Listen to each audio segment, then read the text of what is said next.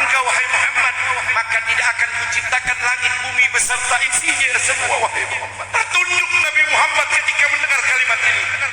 Allah berkata, kalau bukan karena engkau wahai Muhammad, aku tidak akan ciptakan langit bumi beserta isinya. Tertunduk Nabi Muhammad. Ketika Nabi Muhammad mendengar kalimat ini, saudara, dari Allah Rabbul Rahman, Rabbul Jalal, dalam kitab Mutahassul dikatakan, Nabi Muhammad berkata, ya Rabb, kalau memang kau ciptakan langit bumi beserta isinya, itu karenaku, kemudian aku ini untuk siapa? Kalau kau ciptakan langit bumi beserta isinya karena aku, maka aku ingin bertanya, aku ini untuk siapa ya Allah? Allah menjawab, Rabbur Rahman, antali ya habibi. Allahumma salli alaihi. Engkau kuciptakan khusus untuk menjadi kekasihku wahai Muhammad. Allahumma salli ala Muhammad. Assalamualaikum warahmatullahi wabarakatuh. Alhamdulillahi rabbil alamin. Assalatu wassalamu ala nabiyil mursalin Muhammadin wa ala alihi wa ashabihi ajma'in. Fa inna asdaqal kalami kalamullah, au fa inna ahsanal kalami kalamullah, wa asdaqal hadisi hadis Muhammad sallallahu alaihi wasallam, wa syarrul umur muhdatsatuha, fa inna kulla muhdatsatin bid'ah wa kulla bid'atin dalalah. Kembali bersama saya Zulkarnain El-Maduri. Saya sedang mengikuti sebuah, yaitu pembahasan melalui video oleh seorang ulama ya. Saya belum tahu nama ulamanya, yang jelas adalah ulama sufi. Dengan yaitu sebagaimana bintang film, aktingnya itu luar biasa gitu. Jadi aktingnya mengisahkan tentang Maulid, yaitu tentang kelahiran Nabi Muhammad sallallahu alaihi wasallam, di mana dikutip dari sebuah kitab Barzanji, atau juga mungkin kita kenal dengan kitab Diba. Dalam kitab itu terdapat bacaan seperti ini: laulaka ma khalaqtul aflak. Jika tidak karena engkau Muhammad, tidak aku ciptakan alam semesta ini. Hebat ya. Jadi ada karenanya, ada sebabnya.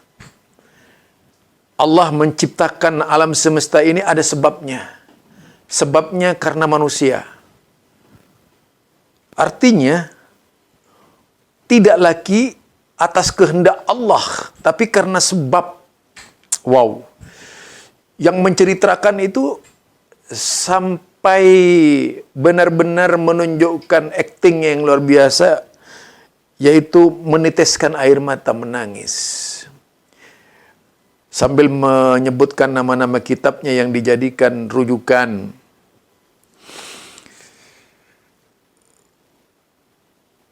Jadi di dalam sebuah penjelasan dalam berbagai kitab ya,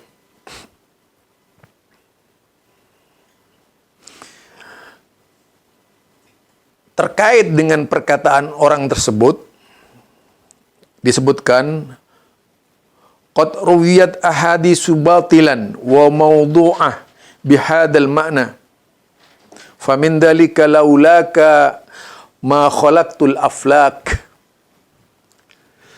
Sungguh hadis-hadis batil dan maudhu diriwayatkan dalam maknanya itu. Famin dalika, diantaranya laulaka maksudnya laula Muhammad ma khalaqtu aflak, tidak aku ciptakan alam semesta ini. Artinya Allah menciptakan berdasarkan asbab, yaitu asbab Muhammad, sebab Muhammad. Padahal Muhammad itu makhluknya. Muhammad itu ciptaannya. Tidak sebagaimana kaum sufi yang mengatakan bahwa Muhammad itu dalam bentuk lain tajallinya Allah gitu. Ada yang begitu tuh. Kaum Thariqah ya. Di mana Nabi Muhammad disebutkan, Allah itu disebutkan tajalli dalam bentuk Muhammad sallallahu alaihi wasallam. Kalau melihat dongengnya Yesus itu hampir sama ya. Ini orang apa ngerti ya akidah atau enggak gitu. Jadi laulaka ma khalaqtul aflak, dikatakan, yaitu zakarahu Syauqani fil fawaidil majmu'ati fil ahadisil maudu'at. Dikatakan itu Asy-Syauqani menyebutkannya di dalam kitab Al-Fawaidul Majmu'ah fil ahadisil maudu'at. Jadi menyebutkan dalam nama kitab tersebut yang memang menghimpun kitab-kitab palsu, hadis-hadis palsu. Artinya hadis itu dikatakan itu qala as-Saghani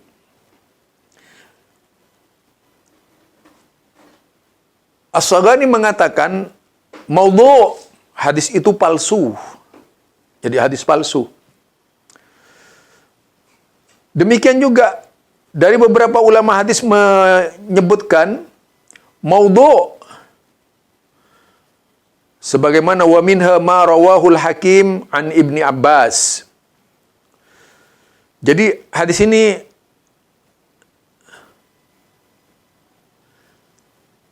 dikatakan oleh